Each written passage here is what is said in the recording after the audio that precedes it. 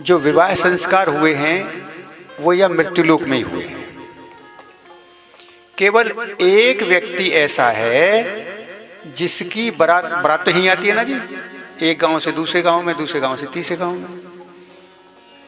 देवलोक में किसी की बारात नहीं गई, केवल ऋषभ देव जी की बारात ही इस मृत्युलोक से देवलोक में गई थी, राजा इंद्र के यहां, इंद्र की बेटी को ब्याहने के लिए।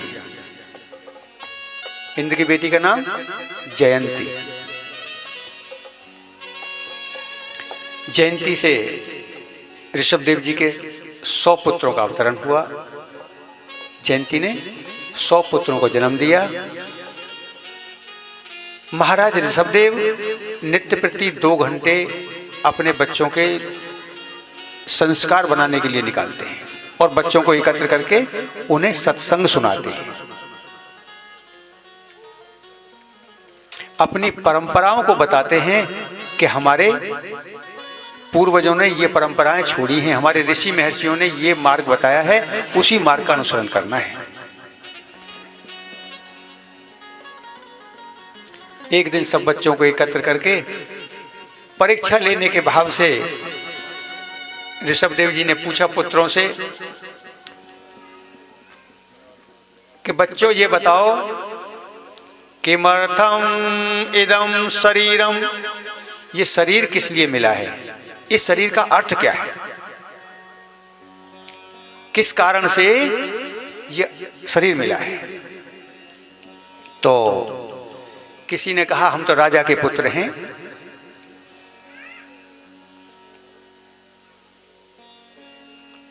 सुबह भोजन करते हैं, दिन भर खेलते हैं, कोई आवश्यकता है नहीं, कमाने की जरूरत है नहीं, और फिर भूख लगती है तो फिर घर में आते हैं, भोजन करते हैं, संध्या काल में फिर शयन करते हैं, सो जाते हैं। ऋषभ देव जी ने कहा ये तो तुमने मेरा जीवन और मेरा समय व्यर्थ में नष्ट कर दिया। ऋषभ देव जी ने कहा और मेरे पूज्य गुरुदेव ने बताया कि ये शरीर क्यों मिला है।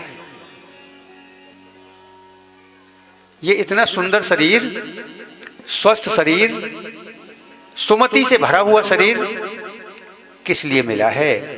मोक्ष प्राप्यार्थम जगत हिताय च,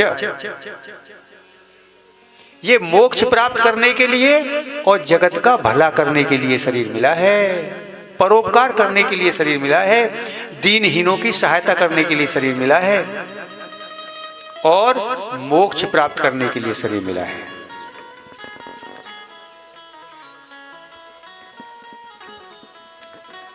सब उदास बैठे हैं।